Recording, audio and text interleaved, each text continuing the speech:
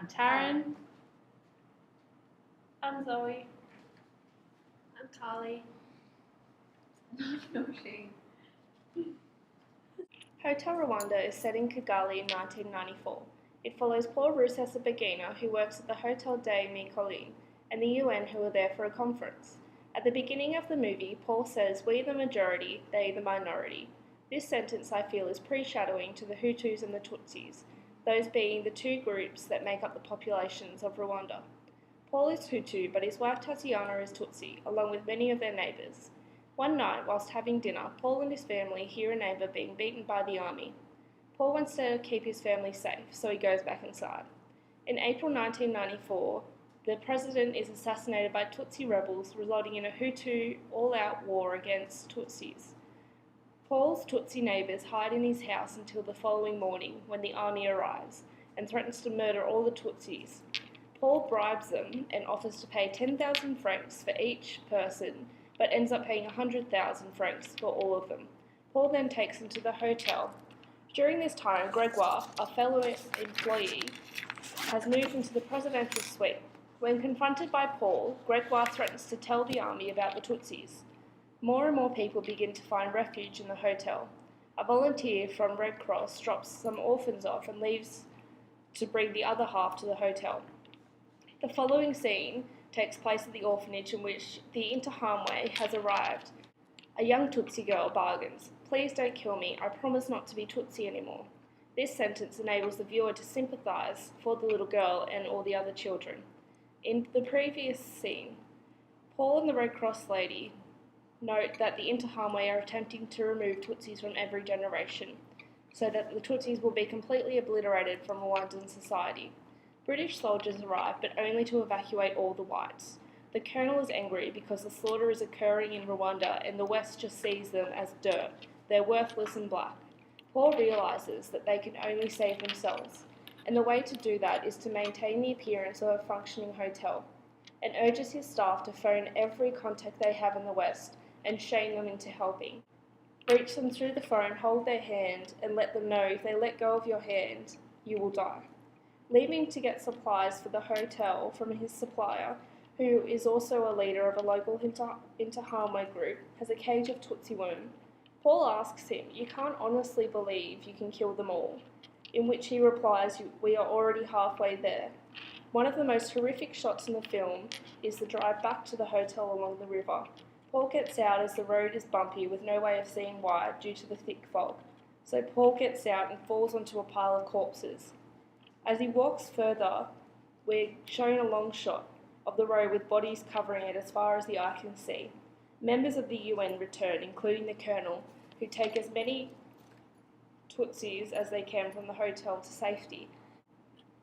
But Gregoire sneaks off and informs the Interahamwe about the cockroaches trying to escape. During a confrontational scene in which the trucks are attacked by Hutu rebels, the UN managed to get the majority of them back to the hotel safely. Paul confronts General Bismungu and threatens him that if he doesn't kill him, he won't testify against him. Eventually, everyone from the hotel is evacuated by the UN and taken to a refugee camp, where buses are transporting people to Tanzania. The film sets, informing the reader, the viewer, that around 1 million people were slaughtered and that Paul and his family have moved to Bulgaria. The film Hotel Rwanda depicts the Rwanda genocide that took place in the East African state Rwanda in 1994. The war was between two ethnic groups, Tutsis, a group who worked under the colonial rule of Belgium, and Hutus, the indigenous people who took power after Rwanda became independent from Belgium. Since the two groups did not get along and caused a lot of upset within the state, a peace treaty was to be signed by the Tutsis and Hutus, the head of government and representatives of the Tutsis. However, in April 1994, the president was assassinated by the Tutsis when the peace treaty was supposed to be signed, which then escalated to a civil war between the two ethnicities. The Hutus planned to do a mass killing of all Tutsis as well as those Hutus who betrayed their own ethnicity by saving the Tutsi. A Hutu group called Akazu, who accompanied the top positions within the government, had planned this genocide. The The Akaza also had main control over the media in Rwanda, including television and radio, which helped stir up tension and gain support towards the genocide of the Tutsis. A great number of Hutu civilians also took part in the genocide of the Tutsis and the traitors who were protecting Tutsis. As a result of the violence and murder, innocent civilians were forced to evacuate from their homes and find shelter in refugee camps set across Rwanda, which also included Hotel des Mille Collines, which was the name of the hotel in the film.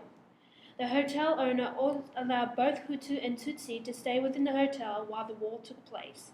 However, because the war escalated quite quickly, as well as the fact that the hotel owner was keeping Tutsi civilians safe, people were forced to evacuate from the hotel.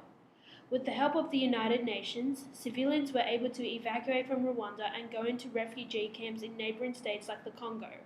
Unfortunately, the Tutsis army eventually arrived in the Congo, causing more destruction and violence, which then caused the Second Congo War, which lasted into 2004. Around 800,000 people died in the genocide, with around 3/4 of the Tutsi population being wiped out.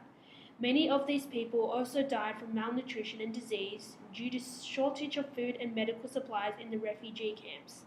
Nations that knew of this genocide refused to help put an end to this war, for they did not want to use their political and moral authority to challenge the genocidal government.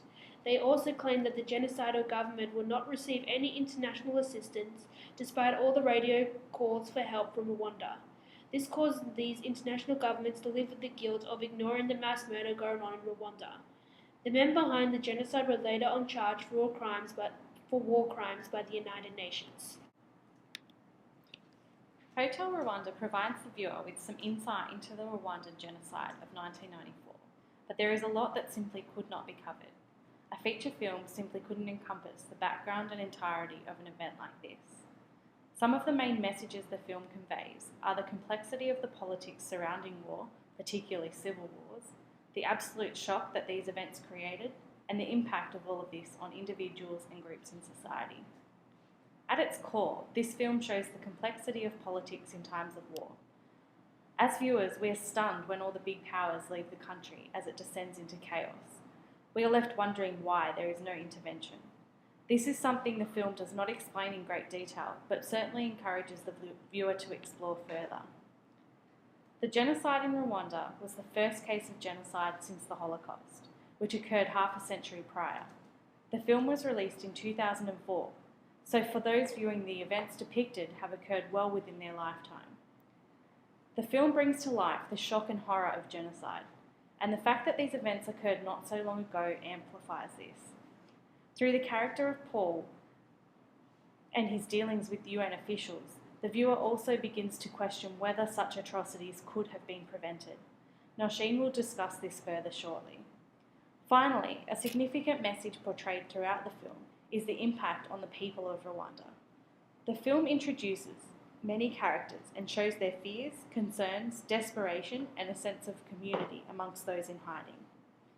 While film can never truly portray how certain people in history spoke or acted, Hotel Rwanda certainly makes the audience think about those involved and empathise with individuals and families.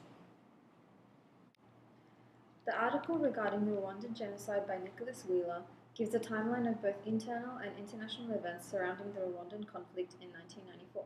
As Carley mentioned, tensions in Rwanda arose due to the clash between the Hutu government and the Tutsi rebels. The racial roots of this conflict can be traced back to the construct of identity based on racial superiority by Belgian colonizers.